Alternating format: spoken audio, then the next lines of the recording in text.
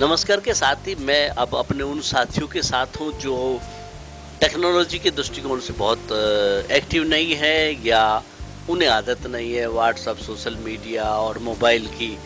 लेकिन अब ऑनलाइन का ज़माना बहुत तेज़ी के साथ आ रहा है और हो सकता है बहुत फेमिलियर नहीं हो, तो इसमें कोई बहुत बड़ी बात नहीं है, घबराने वाली बात नहीं है। हम लोग उसमें कैसे तैयारी कर सकते हैं, बहुत सारे तरीके हैं और घर में बैठ के बहुत सारे आसान तरीके हैं जिससे आप मैंने इक्विपमेंट तो इसलिए इस्तेमाल कर रहा हूँ क्योंकि आपको दिखा सकूं और समझा सकूं। अगर आपके पास में 2 तरीके के लोग हैं, जैसे कैमरे हैं, तो आपके लिए और भी अच्छा है। और पहले मैं ये बता दूं, एक विजुअलाइज़र है ये, अगर आप देखें तो ये एक विजुअलाइज़र है, जो विजुअलाइज़र से हम लोग पढ़ा भी सकते हैं और वीडियो ऑडियो दोनों भेज सकते हैं, स्लाइड्स भी दे सकते हैं। तो ये एक बहुत ही हाई-फाई टेक्नोलॉजी है, इसकी ज़रूरत आपको नहीं है। मैं भी बहुत ज़्यादा फ़ैमिलियर नहीं हूँ क्योंकि आदत नहीं है इसको इस्तेमाल करने की। दूसरा, आपके पास में अगर एक मोबाइल है, खाली एक मोबाइल है, तो भी आप इस तरह के का वीडियो बना सकते हैं। उदाहरण के तौर पर अगर आपके पास में कुछ नहीं चाहिए, एक सिंपल मोबाइल है और एक राइटिंग पैड है, तो आप दोनों को इस्तेमाल कर सकते हैं। और एक पेन इतना तो आपके पास होगा ही कम से कम घर में, तो आप आराम से उस पैड पर लिख सकते हैं और इसे करीब इतनी हाइट पर, यानी कि 9 दूनी 18, यानी कि 2 फीट की ऊंचाई पे अगर आप इसे रख लें मोबाइल को इस तरीके से, इस तरह वाला कैमरा यहाँ का सामने रखें इसे, और इसको रखने के बाद इस कैमरे को इससे सेट कर लें कि ये पूरा जो पेज है ये आपका इसमें आ जाए। ज़रूरी नहीं है कि मैंने तो यहाँ कंप्यूटर का डैशबोर्ड इसको इस्तेमाल कर लिया है, आप कैबिनेट को, लेकिन आप कुछ भी इस्तेमाल कर सकते हैं।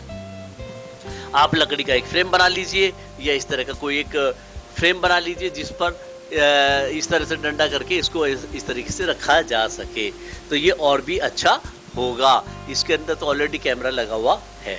चलिए खैर, अब मैं एक काम करता हूं कि आपको कुछ नहीं करना है, सिर्फ एक सिंपल तरीके से इसको हाइट को लेकर, और ये पूरा पेज आ रहा है तो इसको आप देख लेंगे, और ये जो पूरा पेज आ रहा है इसको आप वीडियो के हिसाब से रिकॉर्ड कर लेंगे। तो अब मैंने इसको यहाँ सेट कर दिया है। दूसरा ये है कि अगर इफेक्टिव टीचिंग करनी है तो एक कैमरा आपके चेहरे पर भी होना चाहिए, जो कि आपके फेस एक्सप्रेशंस हैं, वो जो भाव हैं वो आपके पास आने चाहिए। अब वो कैसे आएंगे, उसके लिए, उस भाव के लिए आपको सामने कैमरा लगाना पड़ेगा। तो आप, मैंने तो ये स्टैंड ले लिया है, लेकिन अगर आपके पास कोई स्टैंड नहीं है छोटा सा, तो भी कोई दिक्कत नहीं है, किताबें रखकर भी आप उसको सेट कर सकते हैं। तो जितना हाइट चाहिए इसको उतना आप ले लेंगे और उस प्रकार से आप उसको कर सकते हैं, तो कोई दिक्कत वाली बात नहीं है। 2 तरीके से रिकॉर्डिंग हो जाएगी, एक आपके चेहरे की और दूसरा आपकी कॉपी पे जो आप लिखना चाहते हैं उसकी। तो इस प्रकार से अब मैं, जैसे कि 9th क्लास है और आज मैं बीजगणित का दूसरा चैप्टर लूंगा, तो उसी हिसाब से मैं इसको तैयारी करूंगा और फिर मैं आपको दिखाऊंगा उसी में ऐड करके कि कैसे हम इसको रिकॉर्ड कर सकते हैं। मैंने यहाँ दोनों कैमरे लगा दिए हैं।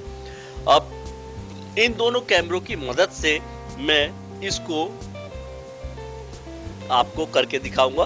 तो अब जैसे मुझे बोलना है तो मैं सामने भी बोल सकता हूँ और साथ साथ में ये रिकॉर्डिंग भी आ रही होगी। मैंने हिला दिया था तो मैं देखा हूँ कि ये इसमें आ रहा है। ठीक है, वेरी गुड। तो इसे थोड़ा इधर कर लेते हैं।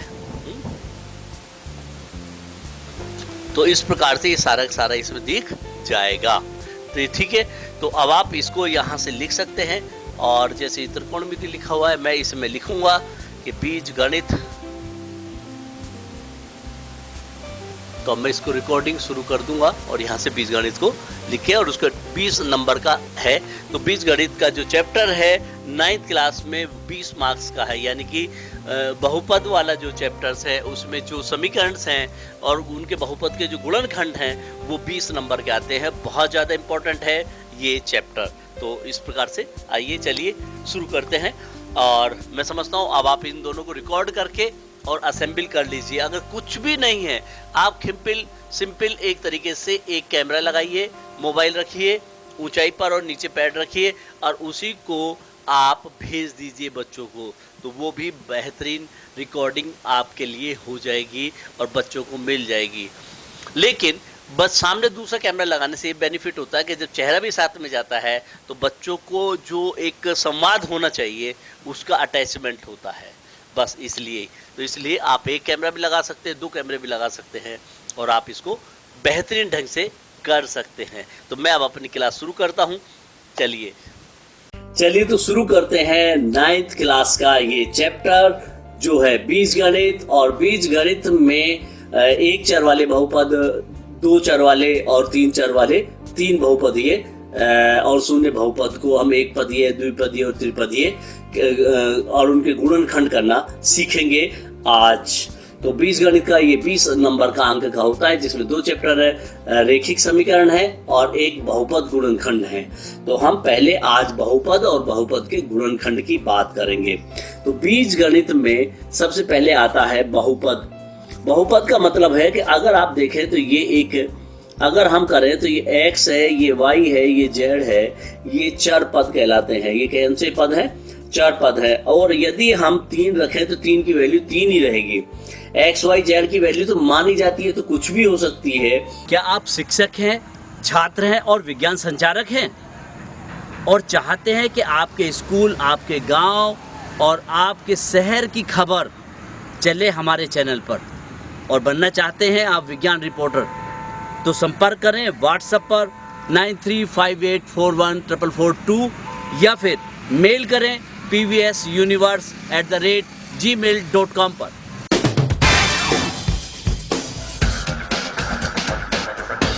इस प्रकार की वीडियो या साइंटिफिक एक्टिविटीज से अपडेट रहने के लिए इस चैनल पर सब्सक्राइब कीजिए।